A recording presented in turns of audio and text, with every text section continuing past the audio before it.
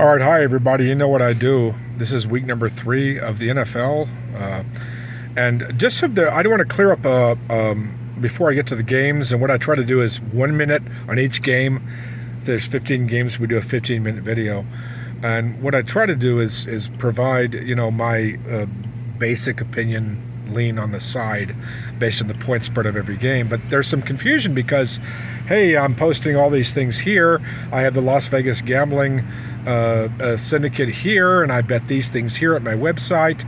And so what's going on? Well, I figured out that most people are not really that interested in, say, my field goal kicker props, which, by the way, my claim to fame maybe recently is concentrating on kickers and kicking props, and I've been really successful over the last 3 seasons on this. So I don't know if anybody wants to watch a 15-minute video or longer on field goal kicking props or other things that I do. So what I try to do is just provide a generic overview of this week's NFL cards. So that's what I'm exactly going to do here and now. So we won the Jets. I won the Jets money line on Thursday. My public record, if you can go to betcoin.ag, that's who now has supported me, and I'm trying to get a global audience on these picks, so they've been very supportive. Please do go there, because I do my write-ups there every single week, and I try to provide every single bet that I make there on that site. Right now we're up at that site. Also at the Las Vegas gambling syndicate, we're up about $1,300 over the course of, say, 2 weeks. So that's good. All 3 of the contests are in the above 500. I got crushed on the Survivor this season, which is the Circus Survivor. All the tickets are dead. So it's really good, and then really terrible in this Survivor, which I probably won't do again. So now let's talk about all of the NFL Week 3 games. The Giants playing at the Browns. This is held steadily at the Browns minus 6.5. The problem is this is a tale of 2 organizations that are really having problems now, especially on offense. And the Giants have really just been dismal. They could have won that Washington game last week. They had 3 touchdowns, but had a kicking disorder, and really that cost them the Washington game. Otherwise, they're 1-1. And the Browns, similar situation, decimated against Dallas in terms of talent, and then they just went into Jacksonville and played a really pretty solid game with their defense, and that defense is really regarded as one of the NFL's best. So will the Browns shut down the Giants? Probably they will, but can they cover 6.5 points? No, I don't think so. So I'm going to take the New York Football Giants plus 6.5 in the first game. Next game, I'm really heavy on the Titans for a lot of reasons. The Titans are hosting the Packers, and the Titans could be 2-0 right now, except for some bumbling mistakes by the quarterback of the Titans, who just made inexplicably bad decisions. Also, 2 block punts back-to-back in weeks 1 and 2 cost the Titans victory. By the way, who's the NFL's leading number 1 defense in yards allowed in terms of the stingiest defense? Well, it's the Titans, number 1 in the NFL. So and then the Packers are coming in with, again, a backup quarterback. I had the Packers last week, and they won and they covered. But this is a bad spot for the Packers. I think laying a light number here at 1.5, maybe 2, even 2.5 is fine with the Titans. This number was at 3. Now it dipped to 2.5, so I pounded the Titans. The Colts and the Bears. I've read a lot of things on this game. The Colts, the Bears, it's split almost down the middle. I side with the Colts. I think the Colts laying, 1 or 1.5 here is probably the right side. Just a little more of a well-rounded team. Plus, I think the Bears quarterback, it's really too early to say, but this is a guy I've not seen any evidence of an ability to throw the football. And that's a really bad thing for a quarterback. So once you figure out the Bears can't pass the ball, the Colts, even though they don't have a very good defense, will concentrate on that and shut down the Bears, especially on their home field, laying a light number. Also, the number is 43 and a half on the total. I don't know how this total is not 39 or something, or maybe 40 at the highest. Go under on this game. It's so obvious it scares me. Bears, Colts under, and I like the Colts laying a light number. Minnesota Vikings hosting the Houston Texans. Listen, I'm high in the Texans. Yeah, I understand why people are excited, but they're 0-2 against the spread. They're 0-2, and the Vikings are 2-0, 2-0 again straight up, and they've been underestimated all season, and they're getting points at home, 2.5. The Vikings are getting points. I think the Texans, they played a couple of really dismal teams. The Colts, they struggled somewhat against the Bears last week, and now they're going into Minnesota on the road, and they shouldn't even be favored in this game. Holy shit. Give me the Vikings plus the points at home. Eagles and the Saints, the question is, are the Saints for real? We're going to find out this week probably. I mean, being in Dallas, 6 straight drives and scoring on all 6 drives. The Saints, I knew the Saints would be better, and if you follow me, I had the Saints in week 1, and everybody had the opponent. Everybody had the Cowboys last week. The Saints are for real. The Saints will probably win the division. The question is, are the Saints an 11 or 12 or 13 win elite team? I'm not so sure yet. They beat the Eagles. They may prove that they are. They're laying a light number here against the Eagles, there's some coaching issues there. And if you watch the Eagles play the Atlanta Falcons last Monday night, you watch some just bizarre play calling late in that game where essentially the Eagles, even though they really didn't deserve to cover, they should have covered and won the game, because any kind of a confidence in your offense and any kind of coaching staff would have put that game away late, and you know what I'm talking about. So I think the Eagles have some problems just in terms of their confidence. The Saints are laying a real light number considering how good they've looked this season. So I'll take the Saints, though, but I'm not actually betting that game, even though I probably should. The Chargers and the Steelers. The big news on this game is Herbert, the quarterback of the Chargers, is listed as possibly out, or he's questionable. He has an ankle injury, and I'm going to tell you, people, if you've ever twisted your ankle, those are injuries that do not heal fast. So unless Harbaugh's just pulling, this is Jim Harbaugh, the coach of the Chargers, who's 2-0 and 2-0 against the spread, and has done a marvelous job so far. Unless he's just blowing total smoke up her ass on the injury reports, I think Herbert, if he plays, he's not 100%. And then there's a guy named what is his name? Ernest, or Stick is his last name.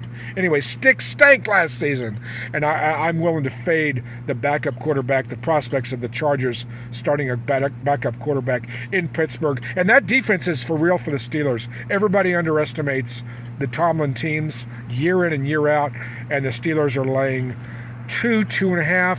It's up to 3 based on the Herbert news that he may be not playing. That'll jump to 4 at game time if we know that Stick is the quarterback.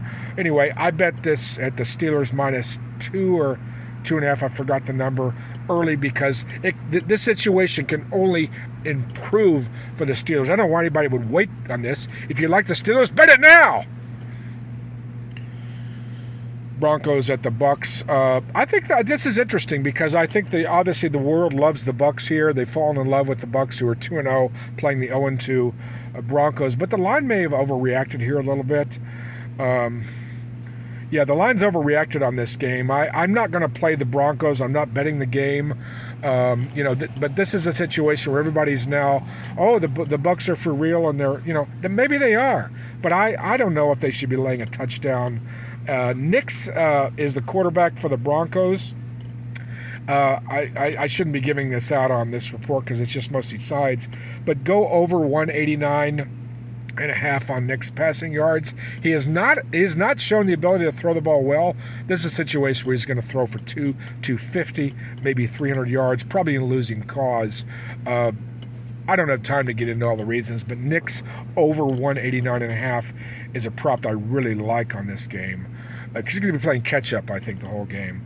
Also, by the way, the Bucs have some serious injuries. If you better look at that game, don't be laying nearly a touchdown when you have some injuries. And by the way, they had injuries last week, and they fucking beat the Detroit Lions on the road. So, take that for what it's worth.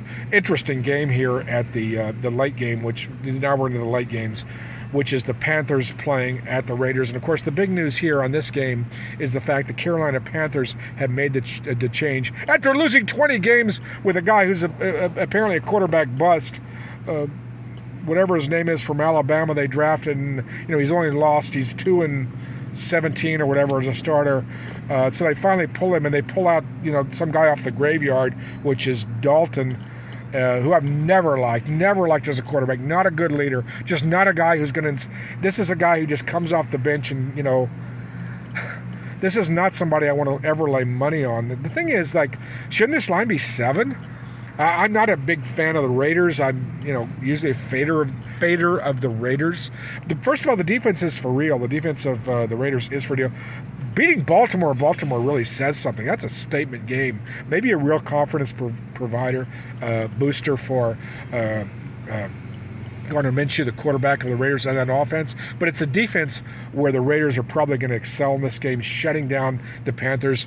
We have Dalton coming into a new team, hasn't started with this team, playing on the road. And there's, I'm here in Las Vegas, and the enthusiasm is sky high for the Raiders. So laying 4.5, 5.5, those are reasonable numbers to lay with the Raiders. I'm not betting the game, but I do believe the Raiders are probably the right side here. This line probably should be 6.5, if not 7, because I don't have any confidence in Dalton. And by the way, that defense for the Panthers is really problematic. It's not just the fact that the quarterback was switched out. Just down the road, this team has problems, and they just allowed all kinds of yards and points. Dolphins playing at the Seahawks. Everybody in the world's probably going to be probably on Seattle in this game. Reasons are obvious, because Tua is probably out for several weeks. Maybe, there's talk about retirement and all this with the concussion protocol and this and that. It's really hard to figure out the Dolphins right now. We're going to find out, by the way, if this Dolphins staff can coach and these players can rise to an occasion. The Seahawks are now, bigger favorites than they were. But let's see if the Dolphins can stay competitive in this game. We're going to find out a lot about this team, about the rest of everybody concentrates on the 2 or 3 or 4 stars on the Dolphins. But let's see what the other 18 guys do. This is one of those, I call them test games, and we're going to find out if that guy can coach and if those players can play. The Seahawks, I'm not totally convinced, playing against Washington and New England, arguably 2 of the worst 5 teams in the NFL, and defeating them. By the way, struggling at New England last week as the Seahawks did. I'm not sure. I'm not taking the Dolphins plus the points. But this is a very interesting game. Oh, I got to pick a side. What do I do? Well, all right, I'll go with flip a coin almost, because I don't like laying 5.5, 6 points with the Seahawks. But I probably would take the Seahawks, but this is not a play for me. The Ravens, I'm vested financially, emotionally in the Ravens here. They're 0-2. Just throwing away, flushing that goddamn game away against the Cowboys, against the Raiders last week is just inexcusable. Inexcusable! And the Cowboys, of course, just laid an egg against New Orleans last week. So this is an interesting line, because Baltimore is -1. So how do we interpret that? You got to take the Cowboys at home, because the Cowboys have the last few seasons under McCarthy, under Dak Prescott, have played well at home. They have a good record. This is a desperation week for Baltimore. It's desperation for the Cowboys. It's really desperation for Baltimore. So I think Baltimore this is a gut check game. They need it more. We're going to see Henry for the running back for the Titans. I think Lamar Jackson, I'm not a fan of his, but I think he probably, he's going to run for 80, 100, 120 yards. And this is a gut check game for the Ravens. I think they need it more. I think they win. So I'll lay the 1 with the Baltimore Ravens. 49ers at the Rams. Oh my gosh, the entire roster of both teams is pretty much out. There's all kinds of injuries. I won't get into all of them. If you follow football, you know what I'm talking about. The Rams were 7.5, 7, 6.5, 7. This is where the police are coming after me. I'm like, I'm innocent. I swear, I really am. So as soon as if they don't take me away, I'll finish this analysis. The Rams, anyway, are 7-point dogs at home in a divisional game. That's almost an automatic. I'll take it anyway. I don't really care what the problems are with the Rams offense with injuries, and they have a lot of them. But gosh, the just announced Kittle is out for the 49ers. That probably moves the line maybe down to 6. I got 7, and on the contest I got 7.5 with the Rams. You've got to play the Rams in this game. I mean, if you're laying 7 with the 49ers, you just deserve to get like fucked. I mean, there's nobody in their right mind would play San Francisco laying a touchdown in this spot. By the way, this is one of those, I call them extended situational wagers, that if you like a certain spot, you need to be betting it multiply in other spots. Good example here is the Rams are getting 3.5 in the first half. What do you think? The 49ers are going to jump out to a quick lead or whatever with all these offensive problems? No, they're not going to. Give me the field goal plus the half point with the Rams, and it should be a very low scoring game. 43.5 is the total. Was 47.5 as the opener. 47.5 as the opener. Dropped 4 points. Give me the under on this game. I don't know where the points are going to come from, but especially give me the Rams plus 3.5 in the first half, and give me the Rams plus. I got 7, 7.5, even 6.5. I don't know if I'd like 6.5. Sorry, play 6.5. But anyway, that's the right side. It's the Rams. The Cardinals hosting the Lions. This is one of the teams I follow. Nobody else is paying attention to the Cardinals. This is just a team that's 2-0 against the spread. There's a lot of enthusiasm in Phoenix. The Phoenix Cardinals plus 3 at home, and the Lions have struggled. I'm a big fan of the Lions and their philosophy and their coach, and I understand why people are excited. But boy, they have not looked good these first 2 games. They got a fluke win and cover in overtime in the first game. Then they were completely outplayed for the most part against the Tampa Bay Bucs at home. Now they have to go on the road for the first time, and there's sky-high enthusiasm, and the Cardinals are getting a field goal at home. This is such an automatic. You just throw your hands up, throw a dart at the board, and you say, let's hope it lands on a winner, and you take the Cardinals here. Again, the sucker play is it's either the Cardinals or nothing. The Sunday night game is the Falcons hosting the Super Bowl champion Chiefs, 2-0. I think that the Chiefs are due for a letdown here. This is just one of those weeks that, okay, they got to go on the road. They had 2 really big wins. The opening night win against Baltimore. They beat kind of their nemesis, which is the Bengals at home. Now they go on the road, on AstroTurf, in the Dome. Different situation maybe for the Chiefs. And the Falcons, I'll tell you what, that Falcons, that was a resilient performance that we saw in Philadelphia last week.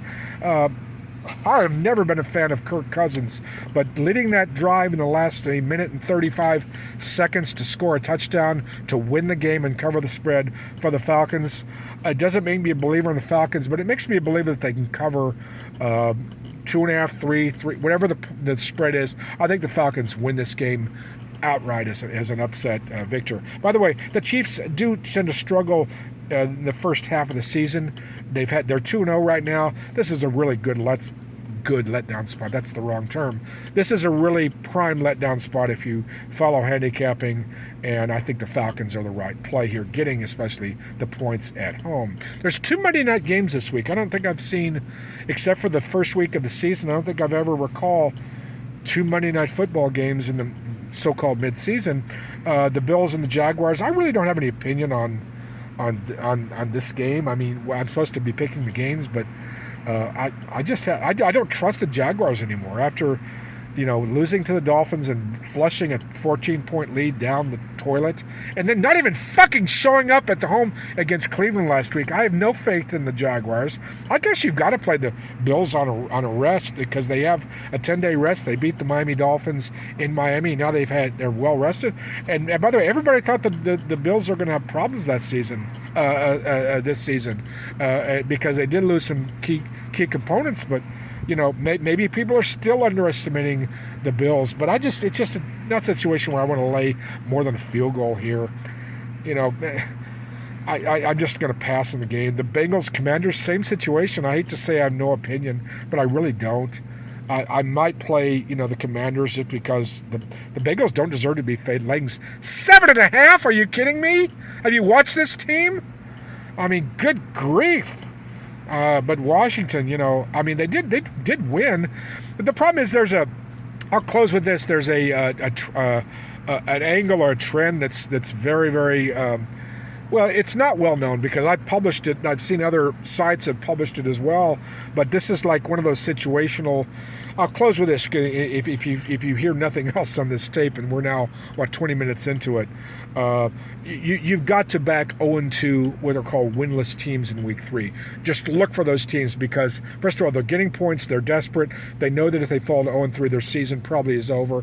This is desperation time, take chances time, gut check time for a lot of 0-2 teams. And there's 7 teams this week where the 0-2 angle applies. The Giants, it applies. The Titans, it applies. I'm on the Titans. The Colts, it applies. I'm on the Colts.